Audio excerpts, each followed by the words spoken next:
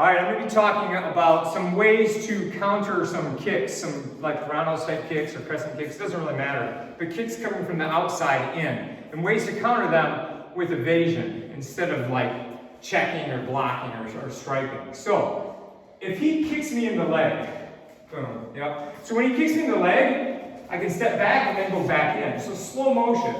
I step back and then I'm back in.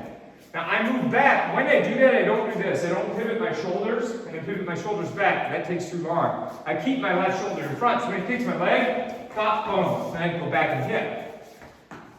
Pop, boom. So if we're moving around, he throws that kick, and I can move. So slow motion, he throws the kick, I step back, and then I hit before he can get back to position. That's one. I retract. Sometimes if you're good enough for that, and if they don't kick deep enough when he throws that kick, some people will just bend their knee back like that. So one more time, I'll just bend and then throw. So when you get better at that, sometimes you can just tuck that knee in. I call that going back. Like going back. Then there's one I call back. So when he kicks at my leg, I go back. So let's try that again. He kicks at my leg, back. And this works like if you use the left leg to the inside. Both of these work for that. So I go back. The problem with the back is I can't counter. When he kicks at my leg either side, when I go back, I'm not in range to hit him. I have to move back. But if he kicks, and I just go back, I'm in range. So I can go back and be safe, or I can go back and then back in. That's that. Now when he kicks to my body, if I want to evade, I move and I push it out. So the opposite, so if he kicks with his right, I use my right. So again, one more time. So I move. So I'm tucking in my body and moving out of range and swiping the kick out and then moving back in.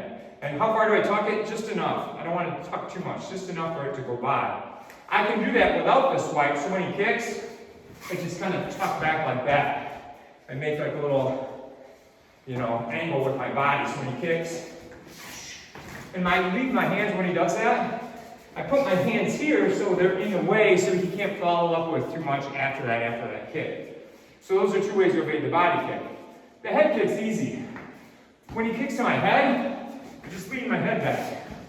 Because watch, freeze for a second. I'm in range. I'm pretty much in range to hit him. So when he head kicks me, boom, boom, boom. Like I never leave that range. So one more time. He kicks my leg, I go back. He kicks my leg, go back in.